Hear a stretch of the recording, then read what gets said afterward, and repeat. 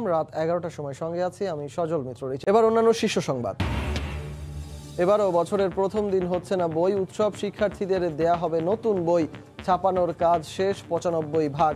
উৎসব না হলেও নতুন বইয়ের অপেক্ষায় খুদে শিক্ষার্থীরা। এবং রাজধানীর প্রতিটি রাস্তার মোড়ই যেন অস্থায়ী মোটরসাইকেল স্ট্যান্ড, নিয়ম নীতির তোয়াক্কা না করায় প্রতিদিনই ঘটছে দুর্ঘটনা, চলাচলে ভোগান্তি পথচারীর।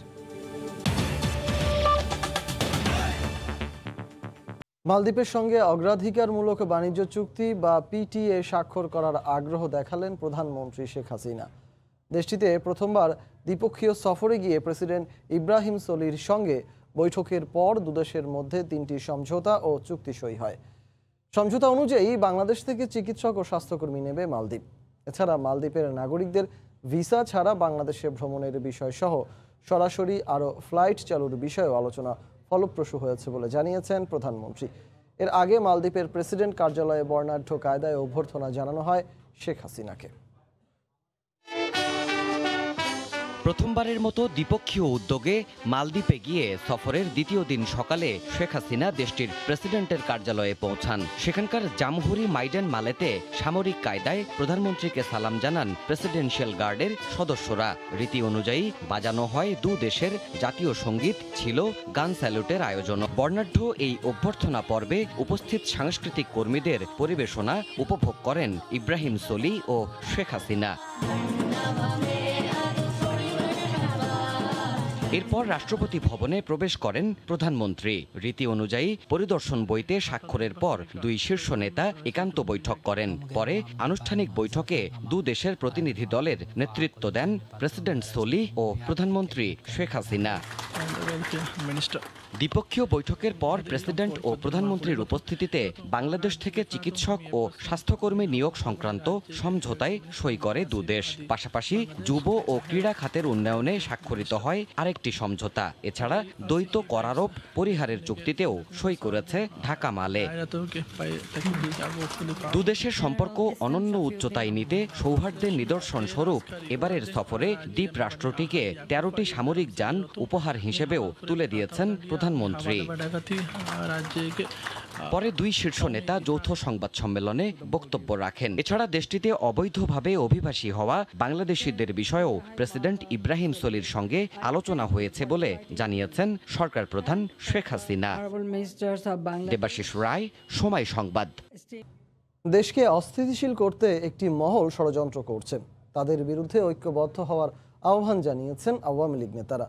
ফেব্রুয়ারির মধ্যেই সার্চ কমিটির মাধ্যমে নির্বাচন কমিশন গঠন করা হবে জানিয়ে বিভ্রান্তি না ছড়িয়ে বিএনপিকে সংলাপে অংশ নিতে আহ্বান জানিয়েছেন তারা। রাজধানীতে আলাদা অনুষ্ঠানে তারা এ আহ্বান জানান। আসন্ন জাতীয় সংসদে নির্বাচন কমিশন গঠন নিয়ে রাষ্ট্রপতি ডাকা সংলাপকে ঘিরে রাজনীতির মাঠে আবার উত্তাপ। দুপুরে সচিবালয়ে নিজ কার্যালয়ে সাংবাদিকদের সঙ্গে সমসাময়িক বিষয়ে কথা বলেন তথ্য সম্প্রচার মন্ত্রী ও আওয়ামী লীগের যুগ্ম সাধারণ সম্পাদক ডক্টর হাসান মাহমুদ। এ সময় রাজনৈতিক দলগুলোর সঙ্গে রাষ্ট্রপতির চলমান সংলাপকে স্বাগত জানাতে বিএনপির প্রতি আহ্বান জানান তিনি। নির্বাচন কমিশন গঠনের লক্ষ্যে যে সংলাপ শুরু করেছেন সব দলের সাথে আলাপ আলোচনা, এটি গণতান্ত্রিক রীতিনীতিকে সংহত করার জন্যই এটি করা হচ্ছে। অন্যদিকে দুপুরে রাজধানীর ইঞ্জিনিয়ার্স ইনস্টিটিউশনে বিজয় দিবসের আলোচনায় নির্বাচন কমিশন গঠন নিয়ে বিএনপিকে অহেতুক বিভ্রান্তি না ছড়িয়ে রাষ্ট্রপতি ডাকা সংলাপে আসার আহ্বান জানান আওয়ামী লীগের যুগ্ম সাধারণ সম্পাদক মাহবুবুল আলম হানিফ। এখন আমাদের নির্বাচন কমিশন গঠন করার জন্য সকলকে এগিয়ে আসতে হবে। মহামান্য রাষ্ট্রপতি যে সংলাপের আহ্বান করেছেন সব রাজনৈতিক দলগুলো অংশ নেবে। আমার বিএনপির প্রতি আহ্বান থাকবে, আপনারা অংশ নিন, কিন্তু এটা নিয়ে অহেতুক নেতিবাচক কথা বলে জনগণের মধ্যে বিভ্রান্ত করে রাজনৈতিক ফায়দা লুটার চেষ্টা করার কোনো প্রয়োজন নেই। এদিকে ঢাকা দক্ষিণ সিটি কর্পোরেশনের উদ্যোগে ওই এলাকায় বসবাসকারী মুক্তিযোদ্ধা ও শহীদ পরিবারের সদস্যদের সংবর্ধনা অনুষ্ঠানে আওয়ামী লীগ নেতারা বলেন, এখনও একটি মহল দেশের বিরুদ্ধে ষড়যন্ত্র করছে। বিজয়ের 50 বছরে তাদের বিরুদ্ধে ঐক্যবদ্ধ হওয়ার আহ্বান জানান তারা। গণতন্ত্রকে গণতান্ত্রিকভাবে যখন অব্যাহত আছে তখনও তারা কিন্তু ষড়যন্ত্র তারা অব্যাহত রেখেছে। কাজেই এই অপশক্তিকে বাংলাদেশের রাজনীতি থেকে যতক্ষণ পর্যন্ত বিতাড়িত করতে না পারবেন ততক্ষণ পর্যন্ত বাংলাদেশের শক্তি ফিরে আসবে না। ওই শকুনিরা আবার এই দেশকে খামচে ধরবে, পতাকাকে খামচে ধরবে, দেশকে একটা অকার্যকর ব্যর্থ রাষ্ট্র করবে, এটা হতে পারে না। অনুষ্ঠানে মুক্তিযোদ্ধাদের জন্য নগর ভবন উন্মুক্ত থাকার কথা জানান ঢাকা দক্ষিণ সিটি কর্পোরেশনের মেয়র ব্যারিস্টার শেখ ফজলিনুর তাপস। সেই জাতীয় পতাকা দ্বারা আবর্তিত হবে। ওবায়দুল্লাহ মামুন, সময় সংবাদ, ঢাকা। পয়লা জানুয়ারি বই উৎসব না হলেও বছরের প্রথম দিনই নতুন বই পাবে শিক্ষার্থীরা। সকালে রাজধানীর মাতুয়াইলে নতুন বই ছাপার কাজ পরিদর্শন শেষে কথা জানান শিক্ষামন্ত্রী। তিনি বলেন 31 ডিসেম্বরের মধ্যে 95% বই প্রতিষ্ঠানে পৌঁছে যাবে।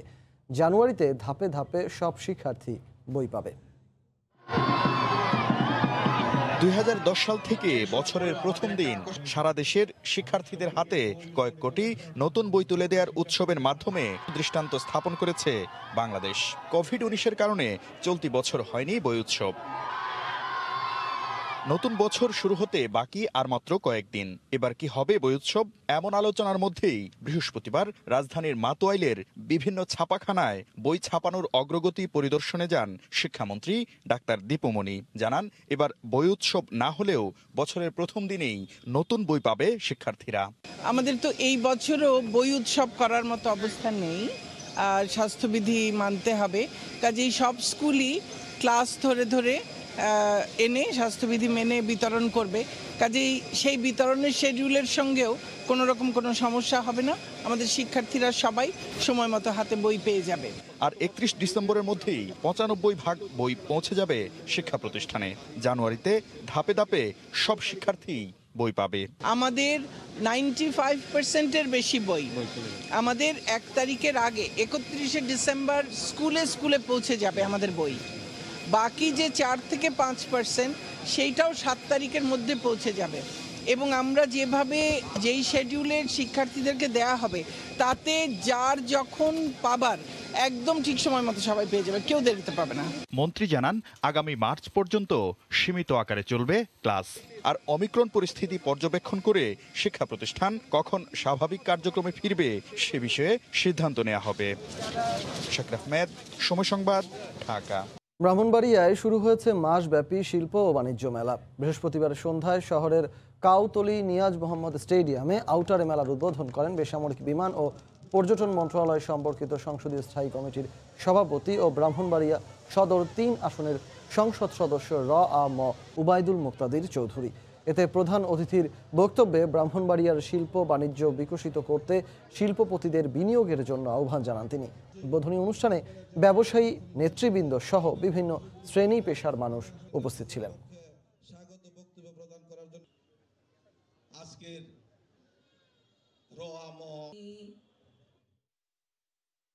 বাংলাদেশের সেরা 3 জন ধনী এই ব্রাহ্মণবাড়িয়া বাড়ি, একেবারে নাম্বার 1, 2, 3 এরকম আপনার আছে।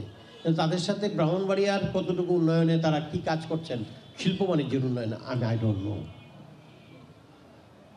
কিন্তু আমি তাদের প্রতি আহ্বান জানাবো যে আসলেই যদি আপনারা বাংলাদেশে এত এত কাজ করছেন, করেন না, ব্রাহ্মণবাড়িয়াতে আনেন না, ব্রাহ্মণবাড়িয়াতে অসুবিধা কি?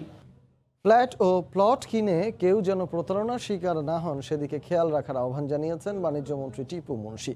দুপুরে রিহ্যাব ফেয়ার 2021-এর উদ্বোধনী অনুষ্ঠানে কথা বলেন তিনি। অনুষ্ঠানে ড্যাপের খসড়া নীতিমালা নিয়ে ব্যবসায়ীরা আতঙ্কিত বলে জানান রিহ্যাব সভাপতি। সব পক্ষের স্বার্থ রক্ষা করে ড্যাপ বাস্তবায়ন করা হবে বলে জানান রাজউক চেয়ারম্যান। অন্তত 2 কোটি মানুষের ঢাকার গায়ে অপরিকল্পিত নগরীর তকমা, যত্রতত্র ভবন। দেরিতে হলেও ঢাকা মহানগর এলাকার বিশদ অঞ্চল পরিকল্পনা হাতে নিয়েছে সরকার। এরই মধ্যে একটি খসড়া তৈরি করা হয়েছে। তবে সেই খসড়া চূড়ান্ত করার আগে একাধিক বৈঠকে আবাসন ব্যবসায়ী আর নীতি নির্ধারকরা মুখোমুখি অবস্থান নিয়েছেন। রিহ্যাব ফেয়ারের উদ্বোধনী অনুষ্ঠানেও বক্তব্যের কেন্দ্রবিন্দুতে ড্যাপ। আবাসন ব্যবসায় ক্ষতি হয় এমন কিছু না করার আহ্বান জানান ব্যবসায়ীরা। আমি অনুরোধ করবো আপনারা এফবিসিসিআইকে সম্পৃক্ত করেন আপনাদের এগুলির সাথে। আমাদের সবার স্বার্থের জন্যই আমাদের সবাই মিলে একত্রে কাজ করতে হবে। আমরা ড্যাবের বিরুদ্ধে না, অবশ্যই আমরা সরকারকে সমর্থন করি এবং সমর্থন করে যাব, কিন্তু এমন কিছু করবেন না যা করলে আমাদের ব্যবসা বন্ধ হয়ে যায়। আতঙ্কিত না হয়ে নিয়ম মেনে ভবন নির্মাণের আহ্বান জানান রাজউক চেয়ারম্যান। সকল কিছু নিয়ে একটা ভালো কিছু ইনশাল্লাহ আপনাদের সামনে আসবে, এটা নিয়ে আতঙ্কিত হওয়ার কোনো কিছু নাই। আপনাদের মতামতকে অবশ্যই জবাব দেব। আলোচনা করেই সিদ্ধান্ত নেওয়ার কথা জানান বাণিজ্যমন্ত্রী। ড্যাব যেভাবে আগাচ্ছে তাতে তাদের কাজ করতে অসুবিধা হবে, তাদের কাজ করতে অসুবিধা হওয়া মানে সাধারণ মানুষের স্বপ্ন পূরণের জায়গাটায় কিন্তু আঘাতপ্রাপ্ত হবে, বাধাগ্রস্ত হবে। তো সেই জন্য আমাদের যত কিছুই করা হবে এই সবগুলোও আমাদের কিন্তু বিবেচনায় আনতে হবে। বঙ্গবন্ধু আন্তর্জাতিক সম্মেলন কেন্দ্রে 5 দিনব্যাপী রিহ্যাব ফেয়ারে এবার অংশ নিচ্ছে 220টি স্টল। প্রতিদিন সকাল 10টা থেকে রাত 9টা পর্যন্ত চলবে আবাসনের এই মেলা। সানবীর রূপল, সময় সংবাদ, ঢাকা।